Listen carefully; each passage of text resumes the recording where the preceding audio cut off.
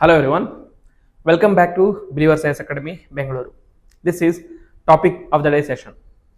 In this session, we will be discussing a very important topic, that is the legal systems governing citizenship acquisition. Okay, what are the basic principles behind governing the citizenship acquisition? We are discussing this topic because as soon as the Trump came to power in the new US government, he decided to withdraw the citizenship by birthrights. Okay, that is why it becomes important. So we already discussed about the citizenship by birth removal in USA and what will be its implications, whether it is constitutional or not. In one of the news analysis, you can go back and check that video. The within the thumbnail, in the thumbnail you will be seeing the issues related to Trump and citizenship. You can watch that video and understand more about Trump's decision and its implications on constitutional status. Now, coming back to the issue, citizenship laws vary across countries and are primarily governed by two legal principles, that is jus soli, which is right of the soil, and jus sanguinis, that is right of the blood. These principles determine how an individual acquires citizenship based on either their place of birth or parental lineage. Okay, so two key principles of the citizenship laws are jus soli, that is right of the soil. Under this principle, it grants citizenship based on place of birth. A child born within the territory of a country automatically acquires citizenship regardless of parental nationality, followed by countries such as the United States, Canada, and many Latin American nations. Okay, and it is often referred to as birthright citizenship.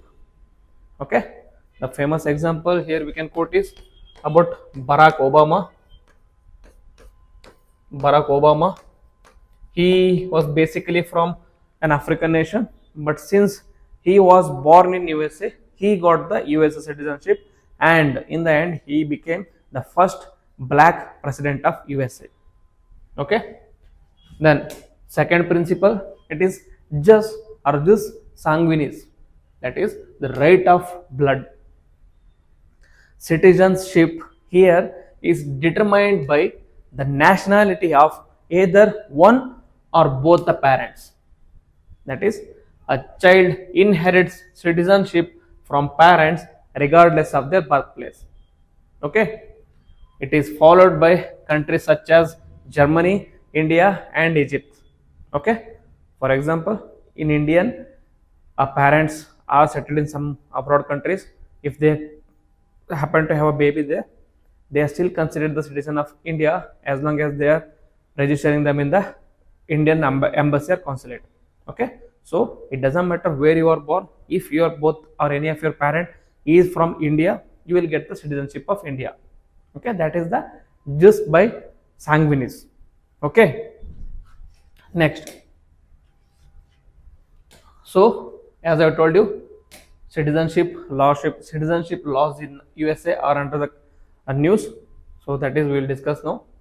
The 14th Amendment Act of 1868 establishes jus soli as the basis for US citizenship, meaning the citizenship acquisition in USA is based on the birth. Okay, that is birthright citizenship. It was reaffirmed in 1898 by the US Supreme Court, ensuring that all individuals born on US soil receive citizenship irrespective of parental immigration status. Okay, the recent changes are former President Donald Trump issued an executive order restricting birthright citizenship to children only if at least one parent is US citizens or a green card holder. Okay, the order faced legal challenges, with critics arguing that it is contradicting the constitutional protections established a century ago. Okay, many were critiquing that you are going against the constitution. So we'll have to wait and see how that will be pursued. It is present at the court at the moment. So what will the court decide? We have to wait and see.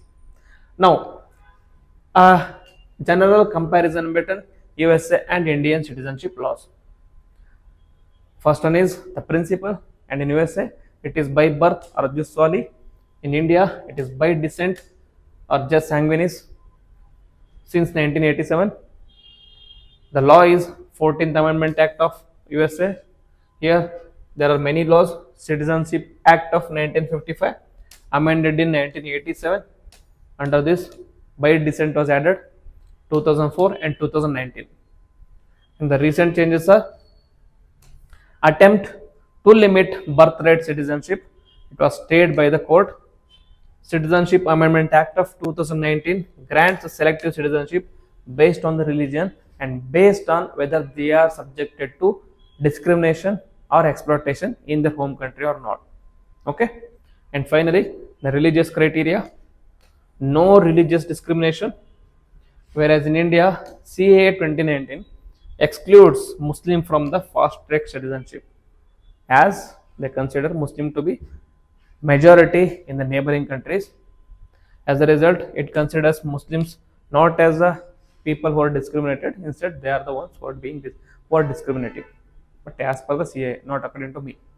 And what will be the impact of USA's decision on India? The executive order creates uncertainty for Indian American families, particularly on H-1B visa and temporary visas.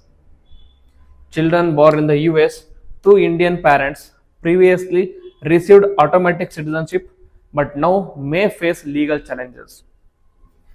Thousands of Indian families could be affected by this potential shift in US citizenship policies. Okay. So the challenges for the executive order are: there are legal challenges, that is, a coalition of 4 US states, that is Washington, Arizona, Illinois, and Oregon, has filed a lawsuit seeking to suspend the executive order. And 18 opposition party, that is democratic led states, and civil rights organizations including the ACLU, argue that the order violates 14th Amendment to the Constitution, meaning the executive order is extra constitutional or non-constitutional in nature. Judicial response is that a federal judge in Seattle issued a temporary restraining order calling the executive order blatantly unconstitutional. Okay. So the way forward should be: there is a judicial review and constitutional adherence.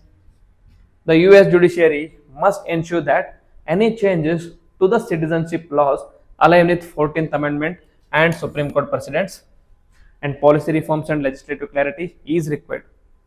That is, any significant changes to the citizenship laws should be made through Congress rather than executive orders.